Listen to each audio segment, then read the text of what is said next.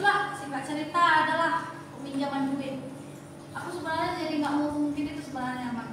Pinjam duit dia sama pacarnya adikku. Aku nggak tahu berapa nominalnya, tapi sisanya itu 2,5 juta. Aku yang bayar. Aku tanggung jawab di situ. Karena mungkin udah terlalu ribet, dia udah terlalu banyak, dia nggak kerja, itu pikiran kita mama nggak kerja, udahlah aku bayar. Waktu bapak juga meninggal, uang rental, uang makan, uang bayar supir, aku yang bayar. Kemarin adik juga minjem sama aku untuk PPL katanya. Udahlah, kau pegang aja. Dia bilang, iya mama ini pun tak apa. Dia bilang ambil uang dari celengan, dipakai-pakai dia uangku. Itu kata si Eca sama aku. Tak apa, nggak ngerti dia. Aku lagi mau PKL, aku lagi mau PPL, tapi dia nggak ngerti aku katanya gitu. Udah tahu banyak pengeluaran, ya udah pegang lah. Bilang mungkin bantuanmu sama aku. Nanti kalau ada yang kurang bilang lagi ya dek. Itu lagi sama si Eca. Iya kak. Jadi nggak usah kebalikan. Iya nggak usah balikan. Pokoknya tiap bulan itu selalu aku kasih. Aku berhenti di bulan 11. Karena mungkin pun karena aku udah mau berumah tangga, aku nggak kasih lagi. Dari perlengkapan aku martupol sampai aku nikah, yang aku pakai selama abang lihat lah, martupol ini itu dari atas sampai bawah, dan pernikahan itu pun dari atas sampai bawah, itu hasil uangku sendiri. Karena memang berkat Tuhan luar biasa di pekerjaan yang saat ini, Tuhan kasih rezeki yang memang melimpah sama aku, makanya bisa sampai seperti itu. Kalau dilihat yang semalam pakaianku kayaknya udah cukup mewah sih aku rasa. Aku merasa aku nggak memalukan orang tuaku, bahwasanya aku walaupun orang tuaku nggak ada lagi, aku nggak mempermalukan mereka. Aku tetap bagus di hadapan keluarga si kuliah. Aku tetap kasih yang terbaik kepada keluarga si kuliah. Biar apa? Biar nggak malu sama aku. Itu pikiran keluarga aku. Jadi sebaik mungkin aku tutupin itu semuanya. Jadi itu sih yang mau aku sampaikan. Ada satu hal lagi yang harus ditegaskan. Tadi sudah dijelaskan memang bagian sama. Mama itu kawin tahun 2015. Iya. Ketika bapak masih hidup. Sementara di sisi lain sebagai orang Kristen sebenarnya dia tidak bisa kawin. Ya, di situ menurut hukum negara juga sudah salah. Nah, itu udah ada pidananya itu. Tapi ingin kita jelaskan di sini supaya dia jelaskan.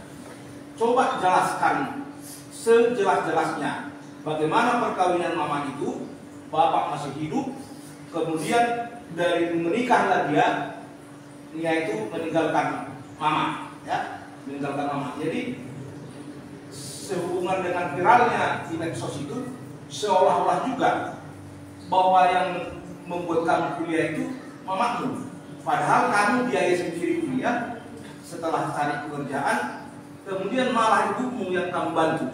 Artinya ini juga harus diluruskan. Coba luruskan dulu.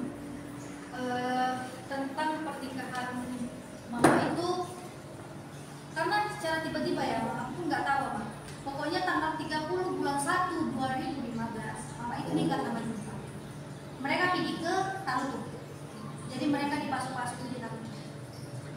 Mungkin aku nggak tahu lah, di balik layar, di balik aku, mama ini udah minta izin sama opung, aku nggak tahu. Tapi yang pasti memang dari keluarga opung, dari keluarga mama si Torus, itu nggak setuju mama nikah lagi.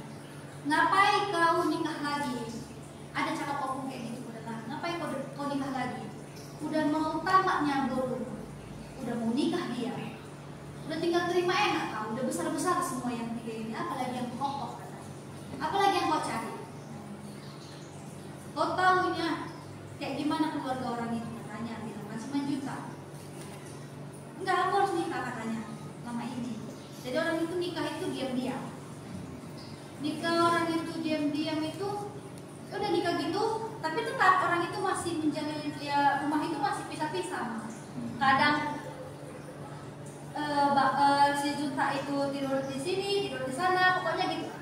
ganti-gantian. Ganti-gantian. Karena di bulan 2 atau di bulan 3 tulang siap udan.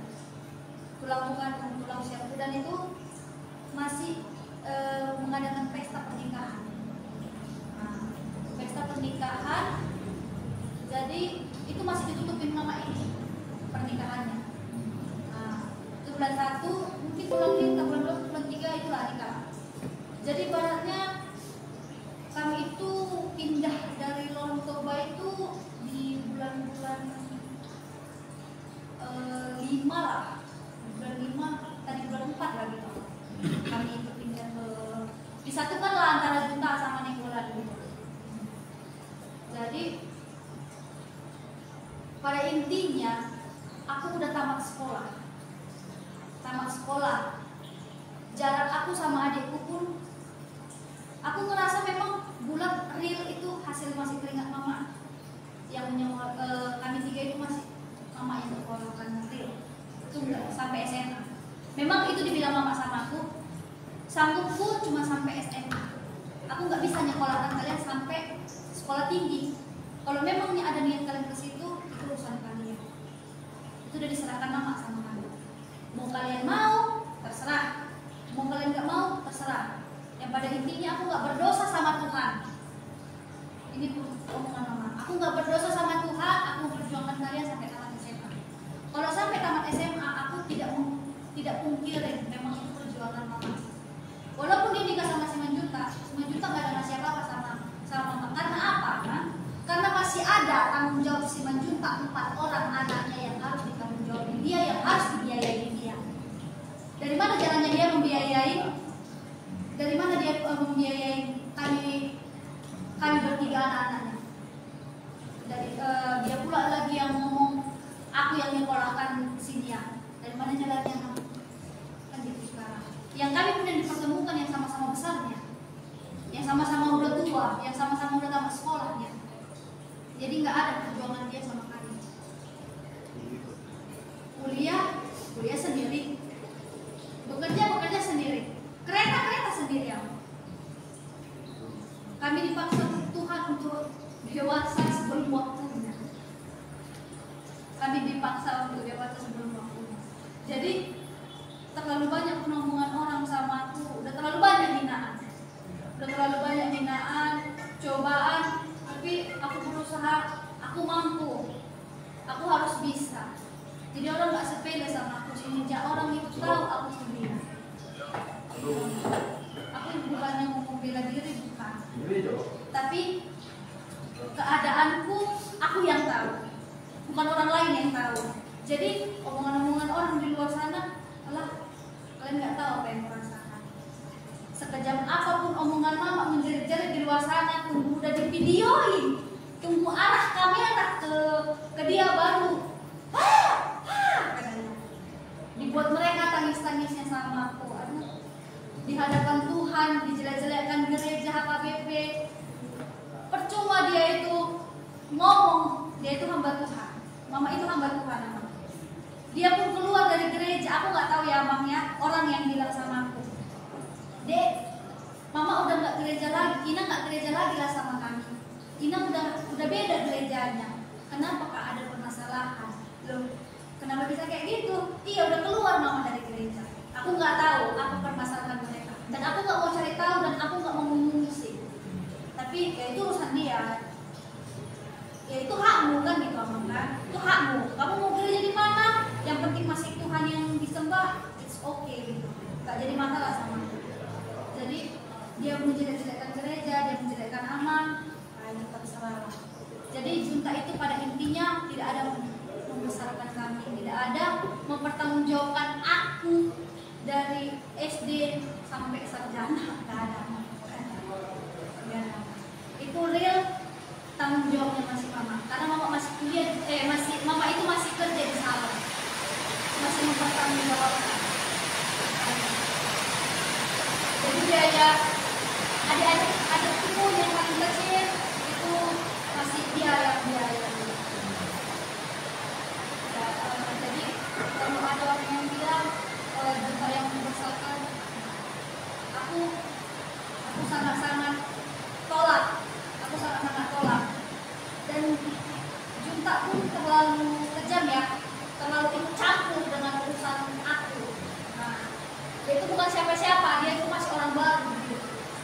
Dia itu masih orang baru, dia yang belum tahu aku siapa, diriku siapa dia nggak tahu. Dia cuma tahu mamaku aja. Ya karena dia nikahin mamaku.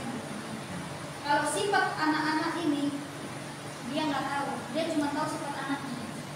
Karena dia yang membesarkan anaknya. Ya anaknya sendiri aja mah kuliah pun kuliah sendiri ya. Jadi dari mana jalannya dia kuliahkan aku? Sedangkan anaknya kuliah sendiri. Anaknya pun itu sempat itu berhenti setelah tamat dari SMA, itu sempat berhenti 2 tahun. Jadi usia perkuliahan antara anak junta sama adikku itu sama. Tahun depan itu baru mereka tahun depan baru mereka tahun ini baru mereka itu sudah baru. Itulah selisihnya karena pokoknya tanggung jawab junta itu sama aku sama 2 adikku, 3 kami ini temporan tidak ada. Dia mau menjelek-jelekkan gereja KBP, dia yang nggak tahu diri, ini siapa ini orang itu? Ngomong sana sini, menjelekkan sana sini, tiba-tiba dikejar lagi, nggak ada pertanggung jawabannya, nggak cocok jadi seorang ayah. Terus ada satu hal lagi, ini menyangkut keluarga suamimu di Alex. Waktu viral di video itu, seolah-olah keluarga Alex ini kemudian sengaja menyembunyikan kamu supaya kamu tak bertemu dengan orang tuamu. Nah, tolong ini diklarifikasi supaya jelas ya. Ini ya aman tentang culik menyulik. Aku bukan anak SD, aku bukan anak TK, bukan anak SMP, anak SMA aku kayaknya nggak cocok lagi ya diculik ya. Ini aku udah usia yang menjelang 26 tahun. Dari mana jalannya Kinan menculik aku? Aku ngekos